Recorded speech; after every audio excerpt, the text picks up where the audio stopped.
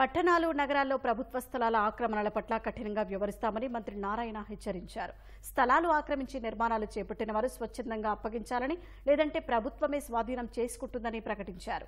ఇప్పటికే కొన్ని ప్రాంతాల్లో అక్రమ నిర్మాణాలపై చర్యలు చేపట్టిన విషయం గుర్తు చేశారు. ఆక్రమించుకున్న స్థలాలు ప్రభుత్వానికి తిరిగివ్వకపోతే హైడ్రా లాంటివి చూడాల్సి వస్తుందని ఎమ్మెల్యే గంటా శ్రీనివాసరావు అన్నారు.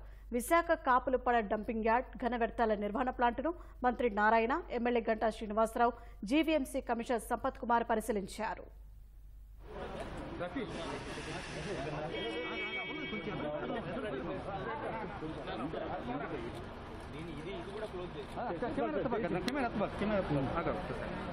సార్ కొంచెం చూడండి సార్ కొంచెం ఇలాగా సార్ కొంచెం కెమెరా